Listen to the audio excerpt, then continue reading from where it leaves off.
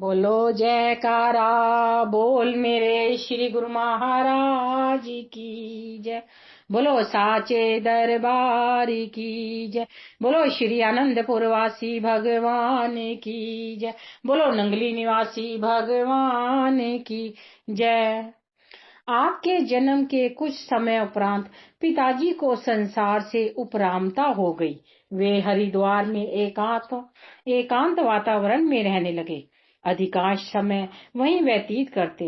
यहाँ उन्होंने साधु वेश भी धारण कर लिया। जब कभी घर आते तो एक कमरे में बड़े सुपुत्र अमरनाथ जी आटा घी चावल आदि भर देते।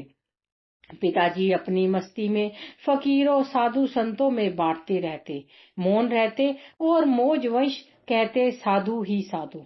आपकी बाल लीलाओं का सौभाग्य रायपुर कला गांव की धरती को मिला। मिट्टी के घर, मिट्टी की सड़कें और पास में कलकल करती हुई रावी का किनारा मिट्टी से बना हुआ। आपने दर्शा दिया कि संत महापुरुष धरती की पुकार को सुनते हैं। महापुरुषों के चरण स्पर्श से मिट्टी भी सोना बन जाती है। वह अपने भाग्य सहारती है कि भूभार हटाने आए हैं समय के महापुरुष। आपकी माताजी साधु सेवी और सत्संग में रुचि रखने वाली थी। वहां ग्राम में गुरुद्वारा में आपको साथ ले जाती। आपके शीश पर पतली पतली जटाएं थी। आप माता की गोद से उतरकर बार बार अपना सिर धरती पर रखते, माथा टेकते, किलकारी मारकर हंसते। जब आप मुख नीचे कर ऊपर उठाते तो अन्यास ही वहां बैठे भक्त हृदयों का ध्यान आपकी ओर आकर्षित हो जाता। उस समय ऐसा लगता था मानो बादल की ओट में सूर्य ने अपनी रश्मियों को भूतल पर डालकर उसे प्रकाशमान बना दिया हो। जब कभी माता श्री को गुरुद्वारे में जाने में देर हो जाती तो आप अत्यधिक मचलना शुरू कर देते। शीघ्र ही सब काम छोड़कर स्वयं माता जी या आपकी बड़ी बहन शीला जी को आपको उठाकर गुरुद्वारे चली जाती। पिछले जन्मों की तपश्चर्या के अनुरूप ही बाल रूप की लीलाएं निखारने का आनंद मिलता है। गांव की कई स्त्रियां एवं बुजुर्ग आपके घर में आकर कहते, बीबी आप धन्य है, आपके घर पर भगवान का रूप ही आया है।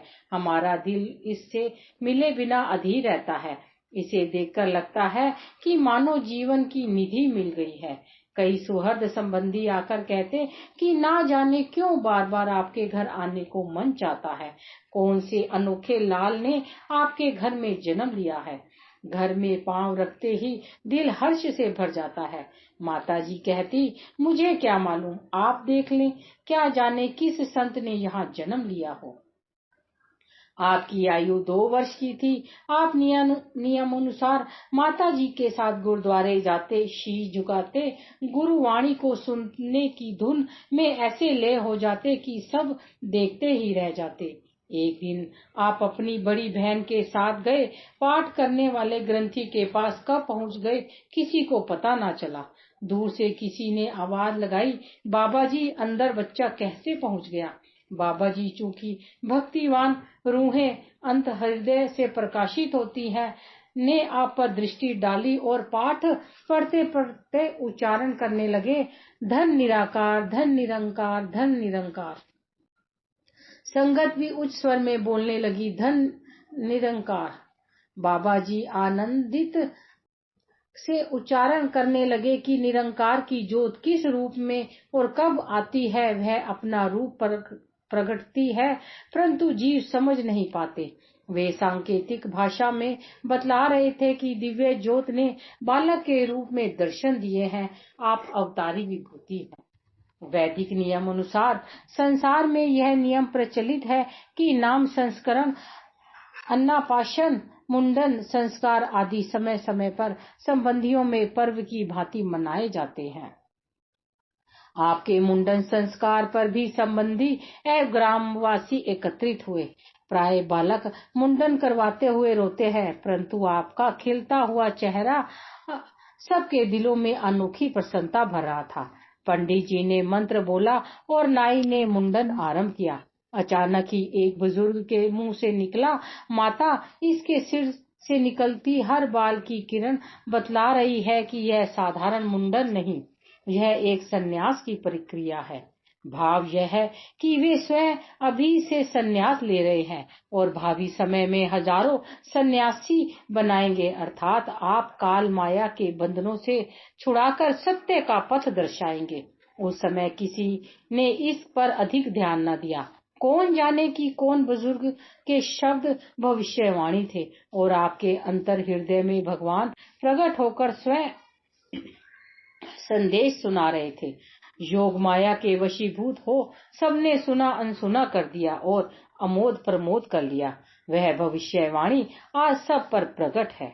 विलक्षणता महापुरुष अपनी पग पग पर दर्शाते हैं, खोलते हैं राज हकीकत के, कोई समझ उन्हें ना पाते हैं। हर खेल ही उनकी लीला है, हर खेल में है रहस्य छिपा, वे बाल सुलभ लीलाओं में पैगाम अमर देते हैं सुना। इनके ही नूरी जलवे से भरा नूर जहां के हर रंग में, चमत्कारी सभी कुदरत के हुए रोशन इनके ही संग में। सुख आनंद खुशियों के सागर अमृत का मेह बरसाते हैं, होते हैं धन्य वही जग में जो पावन दर्शन पाते हैं। यदि बाहरी दृष्टि से देखा जाए तो सर्वसाधारण अबोध बालक की क्रीड़ाएं क्रीड़ा बनकर रह जाती हैं। असाधारण अर्थात दैविक शक्ति संपन्न बालक खेल खेल में ही जीवन के लक्ष्य का रहस्य बतलाते हैं। अभी आपकी अवस्था 4-5 वर्ष की हुई कि गांव की बुजुर्ग स्त्रियां उस समय सूत काटती थी। संध्या समय आप उनके पास जाकर कहते, इना कच्चियां तंदा टूट जाना। यह समय सूत काटने का नहीं, भजन सुमिरन करो, गुरुद्वारे चलो, जो आपका अपना काम है वही करो। वे आपकी मुस्कुराती मनमोहनी छवि को देखती रह जाती, आप गुरुद्वारे की ओर चल देते। आप बचपन से ही सौम्य प्रवृत्ति एवं असाधारण प्रवृत्ति की आभा लिए हुए थे। उस समय कौन जानता था कि आप अमर सत्य की ज्योति का विराट स्वरूप बनेंगे। अवतार स्वयं चमत्कार दिखाते नहीं, अपितु स्वयं को छिपाते हैं। जैसा कि कृष्ण रूप भगवान हर खेल के चमत्कार पर माया का पर्दा डाल सबको भ्रमित कर देते थे। आपने अलौकिक मर्यादाओं का पालन करने के लिए पाठशाला में शिक्षा प्राप्त की। ज्ञान के सागर होते हुए भी संसार के नियम धर्मों को मुख्यता प्रदान की। गांव बलड़वाल के माध्यमिक पाठशाला में पढ़ना आरंभ किया। केवल दिखावा मात्र बच्चों के साथ खेलना आरंभ करते और बीच में से निकलकर रावी नदी के बांध पर मिट्टी पर आंखें मूंद कर बैठ जाते। कभी कभी बच्चे आपको वहां से आकर उठाते और ठिठोली करते हुए कहते कि हमारे साथ क्यों नहीं खेलते, यहाँ क्या मिलता है। आप कहते कि हम भगवान के साथ खेलते हैं, उसका खेल देखते हैं, चाहो तो तुम भी यहाँ बैठकर देखो। कलकल करती नदी के पानी की धुन मानो देवी संगीत सुना रही है। ऐसा सुनकर वे बच्चे कभी कभी वहां बैठ जाते और सचमुच ही प्यारी धुन है कहते हुए उठ जाते। मायावश पुनः अपने खेल खेलने लगते। आपकी आयु 10 वर्ष की हुई। आपके शिक्षक का नाम राम प्रकाश था। वह भी भक्ति भाव रखने वाला पुरुष था। वह सोचता कि इन्हें देखकर ऐसे लगता है कि इनके अंदर देवी शक्ति है। कक्षा में भी शांत, एकांत, एकाग्र और पढ़ाई में सबसे आगे। जब भी देखो छुट्टी होते ही नदी पर चले जाते। कई बार आते जाते देखा है कि समाधि लगाए बैठे होते। एक बार मास्टर जी भी आपके पीछे पीछे आए और पूछने लगे, राम प्रकाश, अभी से तुम्हें राम भगवान ने प्रकाशित किया कर दिया है। अभी तो तुम्हारे खेलने कूदने अमोद प्रमोद के दिन है, हमें भी कुछ ज्ञान कराओ। आपने विनम्रता से कहा, आपकी शिक्षा से मैं शिक्षित हो रहा हूँ। आप ही कहते हैं कि संसार भगवान का खेल मात्र है। आप शिक्षक गुरु हैं। मैं तो आपके द्वारा दी गई शिक्षा से उस खेल को देखने यहाँ आता हूँ, उसे अनुभव करने का प्रयास कर रहा हूँ। प्रकृति का कण कण उसके दिव्य तेज से कैसे अनोखे खेल खेल रहा है। चांद, सूर्य, बादल, धूप, छाया, क्या अनोखा खेल है। सब समय में बंधे हुए अपना अपना कर्तव्य निभा रहे हैं। हमें भी कर्तव्य पथ पर चलते रहना चाहिए। शिक्षक देखता ही रह गया कि महापुरुषों की वाणियों को रामायण अथवा गीता तो हमने पढ़ा अवश्य, परंतु मनन ना किया। वह बालक अभी से अनुभव कर रहा है, वह क्या जाने कि क्या ये साक्षात पारब्रह्म स्वरूप है। प्राइमरी तक यहाँ शिक्षा ग्रहण कर आप अमृतसर जाने लगे। आपने लौकिक शिक्षा हिंदू, उर्दू, फारसी और अंग्रेजी में प्राप्त की। सन 1944 में आपने मैट्रिक पास की। महाप्रभु जी गणित में अत्यधिक प्रवीण थे। इस संदर्भ में आप स्वयं फरमाया करते थे कि हमारे गणित के अध्यापक हमें छुट्टी वाले दिन भी बिना फीस के पढ़ाया करते थे। एक दिन बच्चों ने मिलकर छुट्टी कर ली और कोई भी पढ़ने न आया। अगली बार जब बच्चे उनके घर पढ़ने गए तो उन्होंने समझाया कि वह तो उनके भले की सोचते हैं। हमने उस दिन से यह प्रण कर लिया कि बाकी बच्चों में से कोई जाए या ना जाए, लेकिन हम तो अवश्य जाएंगे। शिक्षा ग्रहण करने के लिए शिक्षक के प्रति श्रद्धा और जीवन में अनुशासन अत्यावश्यक है। आपने पुनः कभी छुट्टी ना की और गणित में आप सदैव सर्वोपरि रहे। आपके बड़े भाई कलकत्ता में दुकान और व्यापार करते थे। आप संसारिक कार्य व्यवहार करते हुए निर्लिप्त रहते। आपके घर के सभी सदस्य मानव त्याग की मूर्ति थे। अत्यधिक हास विलास उन्हें पसंद नहीं था। आप 1946 में एक बार कलकत्ता गए, परंतु वहां सत्संग का साधन प्राप्त न होने के कारण पुनः पंजाब लौट आए। आपको आत्म अनुभूति तो थी, परंतु लोक मर्यादा अनुसार अपना कर्तव्य सतगुरु शरणागति, नाम दीक्षा, गुरु आज्ञा पालन एवं आदर्श गुरु भक्ति को मुख्यता देते हुए संपन्न किया। गुरु दीक्षा दोहा। अनंत असीमित गुण निधि, विचरे गुणों के माही, अखिल विश्व नियंता ये, लौकिक नियम निभाही। साधन नियम सब दृढ़ करे, तन पर कष्ट उठाई, पथ पर दर्शक बन जगत में, सतमार्ग दर्शाई। सर्वगुण संपन्न, तीनों गुणों के न्यारे, संसार के रचिता प्रभु संत महापुरुषों के वेश में त्रिगुणमय संसार में विचरण कर स्वयं उन नियमों का पालन दृढ़ता से करते जो मर्त्य लोक में मानव के लिए आवश्यक है। जन कल्याण हेतु आपने सुकोमल तन पर कष्ट उठाकर आदर्श स्थापित किया, ताकि साधारण प्राणी उस आचरण में जीवन से शिक्षा प्राप्त कर आत्म उन्नति के पथ पर सरलता से अग्रसर हो सके। भगवान श्री कृष्णचंद्र जी महाराज ने श्रीमद् भागवत में फरमाया है कि महापुरुष जो आचरण करते हैं, साधारण मनुष्य उनका अनुसरण करते हैं। महापुरुष अपने विलक्षण कर्मों से जो आदर्श स्थापित कर देते हैं, संपूर्ण विश्व उनके अनुसार कार्य करता है। हे अर्जुन, त्रिभुवन में मेरे लिए कुछ भी कर्तव्य नहीं, ना तो मुझे किसी पदार्थ का अभाव है और ना ही आवश्यकता ही है, फिर भी मैं सदैव कर्म में ही तत्पर रहता हूँ। इस प्रकार आप भी लौकिक कर्तव्य कर्म करते हुए यथा समय परमार्थ की ओर अग्रसर होते गए। आप गुरुवाणी का पाठ करते, जब भी जहाँ गुरुवाणी का कीर्तन होता वहाँ श्रद्धा प्रेम से नमन करते एवं एक एक शब्द को हृदय गमन करते। आपके घर में अतिथि अभ्यागत एवं साधु संतों का आगमन व सेवा कार्य भी होता था। आप भी सेवा में भाग लेते एवं उनकी संगति में कुछ पाने के लिए ललायित रहते। आंतरिक आनंद की पूर्ण अनुभूति का अभाव आपको खटकता। आप मन ही मन सोचते कि संतों की संगति अर्थात सत्संग का अभिप्राय यह है कि मनुष्य का अंतर से कायाकल्प हो जाए और पूर्णता का बोध हो। आप पूर्ण होकर भी अपूर्ण बने हुए थे। आप सदा अंतर मन में खोए रहते थे। सत्य तो यह है कि आपके दिल में तत्वदर्शी सत्पुरुषों से मिलन की उत्कट अभिलाषा थी। नीति का विधान इस दुर्लभ संयोग को पूर्ण करने में तत्पर हुआ। श्री परमहंस अद्वैत मत श्री आनंदपुर सत्संग आश्रम को आत्म विद्या का महान केंद्र बनाने हेतु श्री श्री 108 श्री सद्गुरुदेव महाराज जी श्री तीसरी पातशाही जी ने नवंबर सन 1939 में इसे अपना स्थायी निवास बनाया। यहाँ संस्कारी अधिकारी जीवों को शरणागति प्रदान कर निष्काम कर्म प्रेम त्याग सेवा सुमिरन ध्यान आरंभ किया।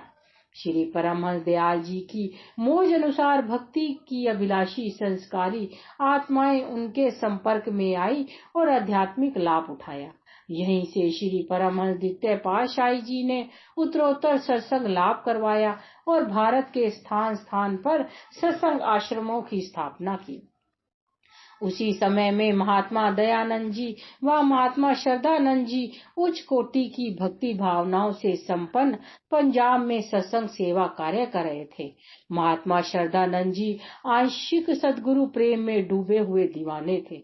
महात्मा दयानंद जी त्याग वैराग्य की मूर्ति फकीराना यानी मस्त योगी की भांति थे। इधर आपके हृदय में आत्म आनंद की बढ़ती जिज्ञासा ने लक्ष्य की ओर तीव्रता से पग बढ़ाया। आप चैत्र मास की संक्रांति मार्च सन 1941 में बदोमली गांव में अपने मित्र के घर गए। उसने कहा कि आज हमने संत आश्रम पर जाना है। हृदय की उमंग में एक नई लहर लहराई। आज दिल को मानो अपनी आकांक्षा पूर्ण होने का संकेत मिल रहा है। जिसका अभाव खटकता है मानो उसे पाने का स्वर्ण अवसर मिल रहा हो। आपने कहा कि शीघ्र चलो, इससे बढ़कर सौभाग्य और क्या होगा। मित्र के साथ दर्शन और सत्संग का मिलना वास्तविक लाभ है। तुमने मेरे दिल की सुन ली। आप मित्र के साथ गदोवाल जिला शेखपुर में पहुंचे। यहाँ पर महात्मा दयानंद जी एवं महात्मा श्रद्धानंद जी के दर्शन करते ही दिल के साथ मानो पूरी होने का संदेश सुनाने लगी। आहा हा हा, आनंदो तरीक आंखों से अश्रुधारा प्रवाहित होने लगी। सत्संग से अपूर्व शांति और आनंद अनुभव हो रहा था। पढ़ाई करते हुए अब आध्यात्मिक पढ़ाई की लगन लग गई। आपके अंतर्मानस मन की आवाज थी, दोहा निगमागम चर्चा करत यह ग्रंथन का सार, गुरु दर्शावे जीव को परम मोक्ष का द्वार।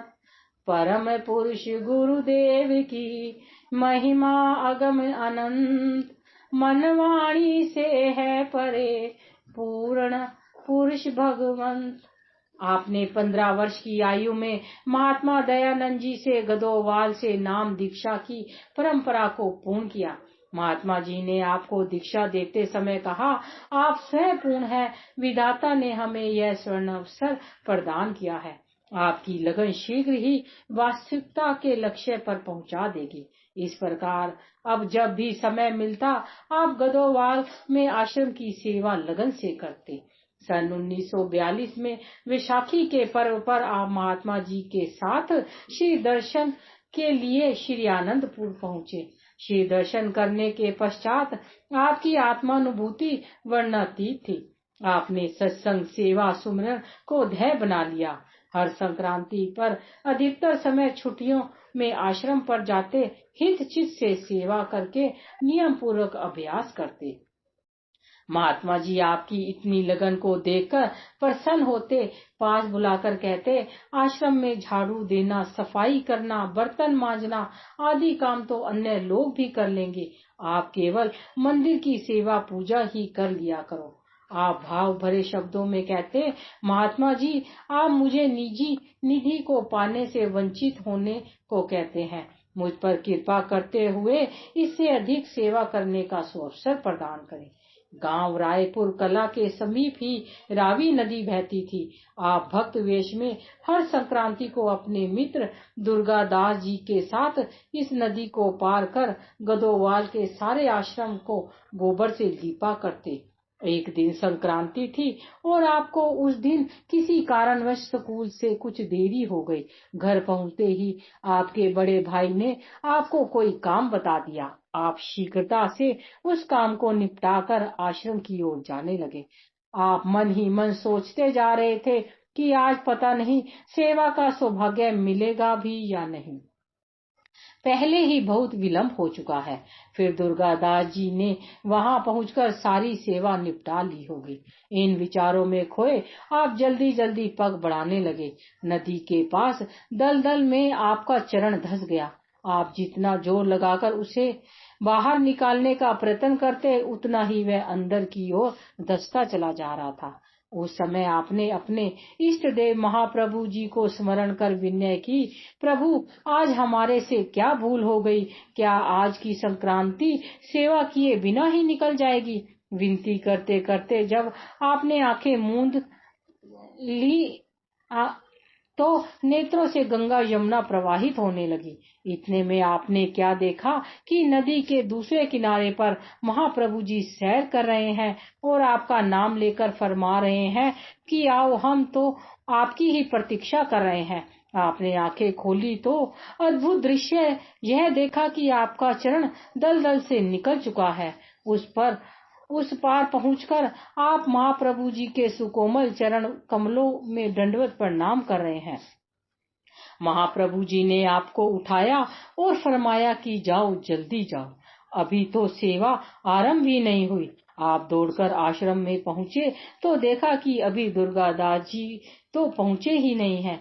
आपने झटपट गोबर का घोल तैयार किया और लिपाई आरंभ कर दी।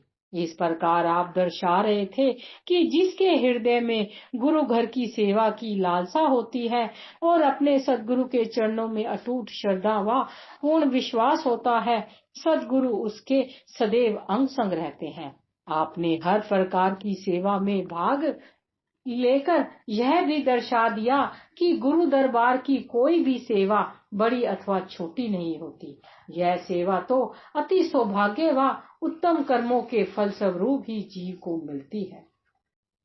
महात्मा जी आपके तेजोमयी प्रसन्नचित रूप को निहारते ही मन कहते कि सचमुच दिव्य देवी गुण स्वरूप जब धरा पर अवतार लेते हैं तो मानवीय आदर्शों पर चलते हुए स्वयं को रहस्यमयी बना रखते हैं। माता जी आपके बदले हुए रंग ढंग को देखकर सोचती कि क्या सचमुच ही यह संन्यास मार्ग को अपना रहा है।